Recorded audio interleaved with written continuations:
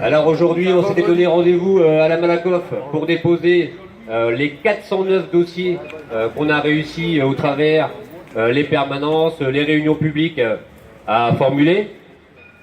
Je rappelle quand même qu'on a toujours plus de 300 dossiers en attente, puisque la Malakoff fait la rétention pour donner le document qui s'appelle Carrière validée ARCO. Donc c'est ce qui calcule les droits des retraités et ce qui nous permet de vérifier que les fameux 5% ont été payés ou pas. Donc aujourd'hui, on a été reçu dans l'agence de Valenciennes. On a déposé notre clé avec les dossiers.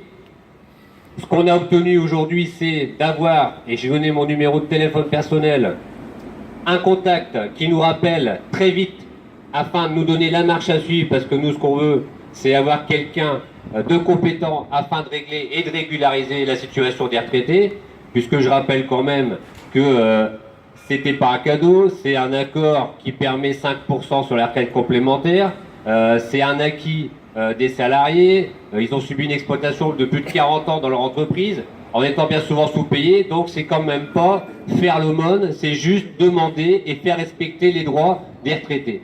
En sachant tout ce qui va leur arriver avec l'augmentation de la CSG cette année, c'est légitime. En même temps, les retraités ne sont déjà pas à la fête depuis pas mal d'années, donc c'est légitime de faire que les droits des retraités soient respectés.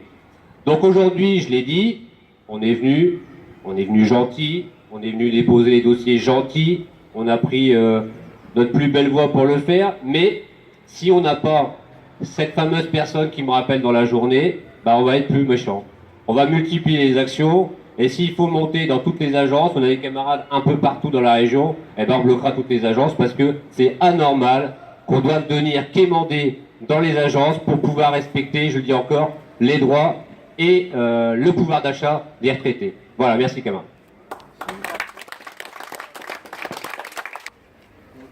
Bon, le camarade, il disait à juste titre, on a quand même un camarade de Sochaux qui a récupéré plus de 7000 €, ce qui n'est pas négligeable. Donc je sais que des camarades se posent la question aussi en me disant, mais est-ce qu'on va payer des impôts là-dessus?